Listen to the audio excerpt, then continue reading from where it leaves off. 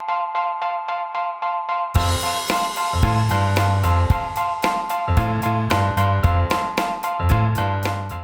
I'm Jason, the e-commerce manager at Goodwill of the Heartland.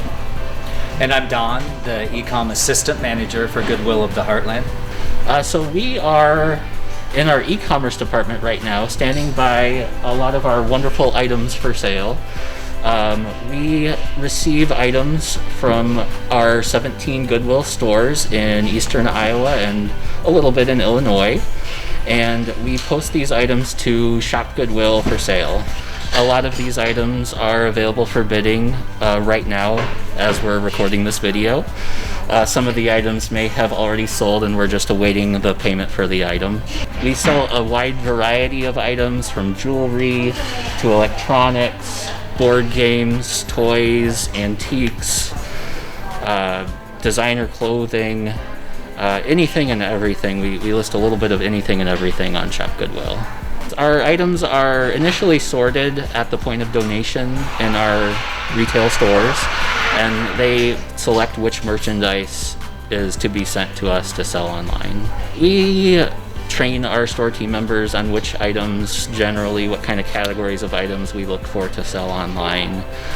They don't do a lot of research in the stores, but if they get something especially unique, they might research online or ask us. I think each store does have their subject matter experts in a variety of categories. One store might have somebody who really knows comic books really well, so they know exactly which comic books should be sent to us to sell online. Some stores know musical instruments really well. A team member might know vintage 80s toys really well. So it varies store to store, but we definitely do have subject matter experts out in the stores. So right now we're standing at one of our e-commerce listing stations. This is where we do all of our product photography for the items that we're going to be listing on ShopGoodwill. On the table in front of us, we have just an example of a few items that we currently have listed on ShopGoodwill. Some of the items that we thought were especially cool right now. This first item we have right here, this is a Meade computerized telescope. It's electronic, has a handheld electronic controller, so you can, with this controller, adjust exactly what the telescope is pointing at in the sky. I personally especially like telescopes like this. We've gotten some really cool ones in the past that have a lot of really neat features, like built-in GPS so that it can automatically track celestial objects in the sky. Sometimes they have camera attachments for astronomy photography. So these kinds of things I really like myself. This one probably, I'm guessing maybe $50 to $100 used. We've had telescopes sell as high as $700, $750 for some of the more expensive ones. This item is a piece of vintage Roseville pottery. You can see it has a Roseville, USA mark on the bottom of the piece. This is a especially collectible brand of vintage pottery. A piece like this I would expect to sell for, I'm guessing, $20 to $60, $70, as if we find the right bidder for it. We don't see brands like Roseville as often. We do train our store team members to keep an eye out for this kind of pottery, as well as other brands such as Liquid, Van Briggle, Weller. So you might see some of those brands on ShopGoodwill. We don't encounter them too often, but when we do, we're sure to list them online. Right here we have a very nice newer style Coach purse that has both a strap and handles. What we do with this process is we know this is a higher end purse, and when it comes to purses like this, if we believe it to be worth enough money for us to authenticate it, we go through that process. And then we hear back from, it's called Authenticate First, and then we get this little certificate here if it's real, and it says the name of what it is, certificate of authenticity, and then we list it and this goes with it, and that way people who are bidding on it know It has been authenticated, and this is a real Coach purse. And how do we determine? I mean, Coach purse, obviously that's a very common name, but the ways we determine that to even go through that process is we look at the stitching and the labels on the inside, and we see how that's done, because there's specific ways they're going to do it versus if someone's trying to fake a purse, it's not going to be stitched as well. So that's just one example of our higher end purses. We look for stuff like Coach, Prada, Gucci. And the last thing you see on our table here are called the Aristocats. They're from the 70s, and when we see stuff like that, stuffed animals don't always sell well, but when they're vintage and it's something that I've never seen these come in, and if it's something different and you know it's older, then there's a good chance that we'll be able to sell it for a good amount on our shop. So, and when you look at the stuff, it's got the tag, we can tell it's old. We know this was made in the 70s, and it's got the whole set of them. One thing that really helps with collectability is when a collectible applies to two types of collectors or multiple types of collectors. We call it cross collectability. So this group of Aristocats will appeal to both Disney collectors as well as collectors of vintage stuffed animals. And when that's the case, that usually helps increase the item's value. Right here we have a big grab bag lot of HeroScape figures and landscape tiles. For somebody who enjoys the game HeroScape, this could be a great addition to their landscape and figure collection.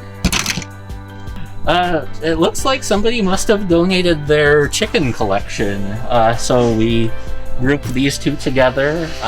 This one on the shelf up here is much larger than the other, so simply for the sake of shipping purposes, we had to sell that one separately. But I imagine they were donated by the same collector.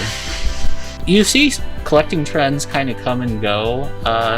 We've seen Funko Pop figures, for example, really skyrocket in value, followed by some declines in prices. So the hot collectible of the moment seems to change over time, and we definitely have seen that. Coca Cola is definitely a strong, long-time collectible that doesn't seem to age.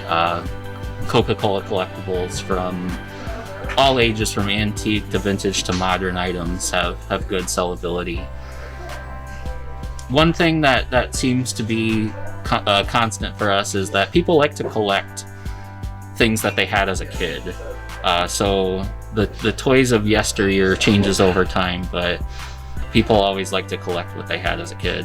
80s action figures, G.I. Joes, Teenage Mutant Ninja Turtles, He-Man, all of those have really skyrocketed in value over the last decade or so. I'm not a trading card like Pokemon kind of person, and the fact of what Pokemon cards and Magic Gathering cards will go for and what people will pay for them is definitely one of the things that has surprised me. Nintendo is always very popular. Super Nintendo, Nintendo 64, and GameCube are some of our best-selling systems. We do have those systems for sale pretty regularly. Sometimes we have big group lots where we'll have a whole bunch of games to sell with them. Just varies what all is going to be on the lot, but we do have those vintage game systems available for sale pretty regularly. A couple months ago, we actually sold the game Earthbound for Super Nintendo. It's one of the highest valued Super Nintendo games out there. It had the original box in great condition. It had the original manual still with it. Definitely a gem for Super Nintendo collectors. There was some hot bidding on that auction. Sometimes I see the best deals happen when we list items as pickup only.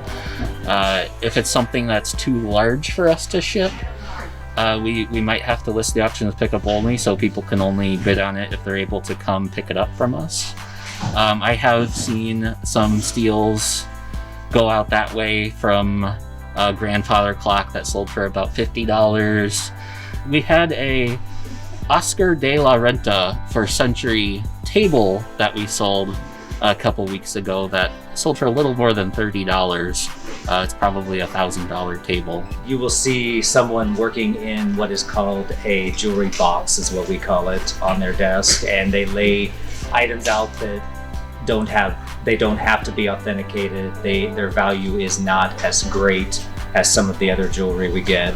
And they basically lay it out in a nice form so it's easily seen, and call it a grab bag, and take pictures of all the different things that are in there, so everyone can see what they're getting, because then it gets put back in a bag and all in a big pile. So we do take time to lay it out, otherwise people wouldn't know what they were getting in that grab bag. And once the bags are full, it ends up looking like this, where we get 2 bags, 2-gallon bags, and they're just full of anything you can pretty much imagine jewelry-wise. It's just stuff that is still fun and can be used for multiple purposes that people do like these bags. Jewelry constitutes about 1/3 of the money that we bring in for Shop Goodwill. Our Goodwill has been selling on Shop Goodwill for a little over 20 years now. We listed our first items back in 2000. It all starts with the donor. We're very thankful that we have a lot of very generous donors who donate these items to us for us to sell, to raise funds for our mission. And I think that by listing a lot of these items online, we're doing justice to those donors by getting the most that we can for those items. It's the way we can maximize the wonderful donations that people give us, by getting the most you can out of every item, which is going to give the maximum of what we can to the mission and to those we help.